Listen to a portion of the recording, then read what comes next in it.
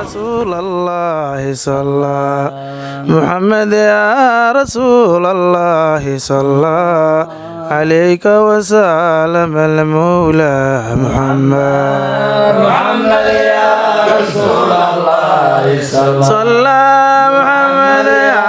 رسول الله صلى عليك وسلم المولى محمد إلهي جود لنا فيضا جزيلا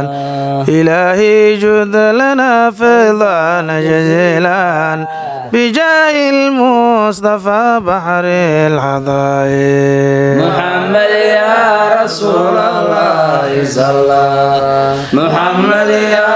رسول الله صلى عليك وسلم المولى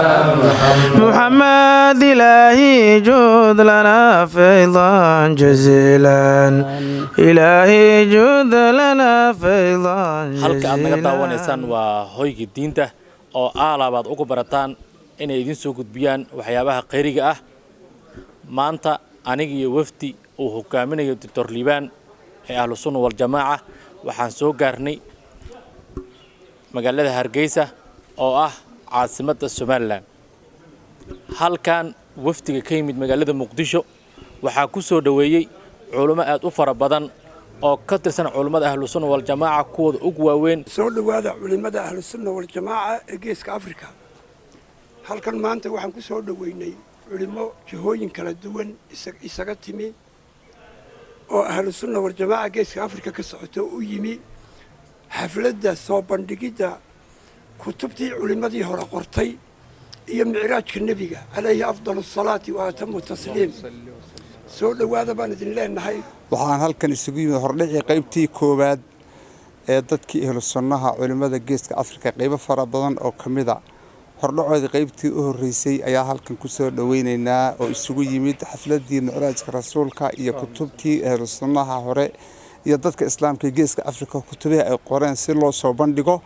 xafladii israha rasuulkana loogu hagaajiyo qaybtii koowaad ee ahayd hordhicii ahayd ayaan ku soo dhaweynaynaa maanta waa maalin aad u qiimo badan weeye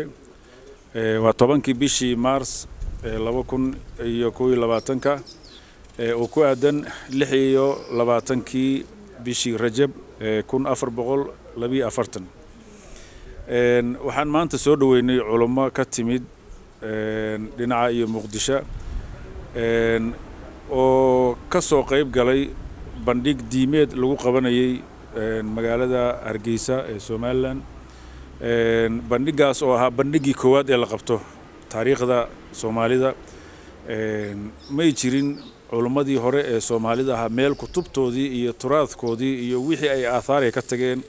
iyo wixii culum iyo fawaa'id ay ka tageen nin walba kutubkii uu qoray inta laga soo qaado meel isugu keeno waa markii koowaad weeye alxamdulillah rabbil caalamiin waxaan maanta halkan noogu yimid soo dhaweynay Dr. Liibaan iyo Sheikh Ismaaciil Cali Rooble waxaa kaloo la socday Sheikh Ahmed Jimcaale rag badan ayuu waaweyn ayaa la socday waxaa la socday yarkiina Sheikh Ismaan Xidig oo sheekha zamanka alxamdulillah rabbil caalamiin waxayna ku aadan tahay oo hawsha ay dhici doontaa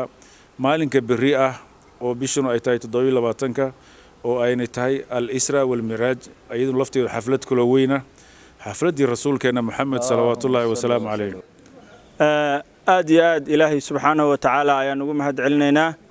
nasoo waafajiyay macradkan iyo cardigan kutubta iyo xafladda Isra wal Miraaj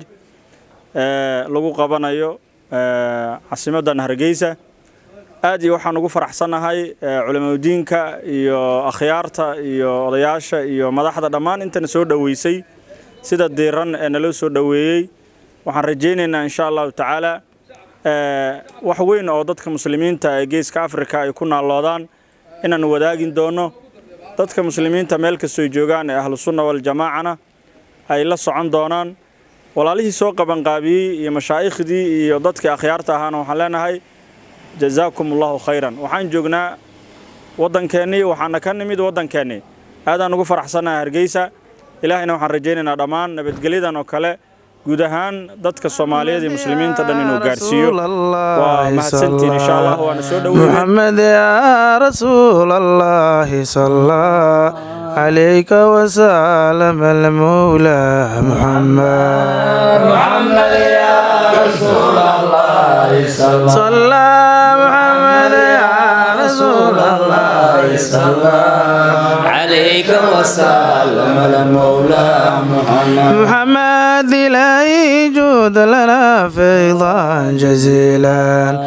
إلهي جود لنا فيضا جزيلا بجاه المصطفى بحر العظائم محمد يا رسول الله صلى محمد يا رسول الله صلى عليك وسلم المولى محمد إلهي جود لنا فيضا جزيلا إلهي جود لنا فيضا جزيلا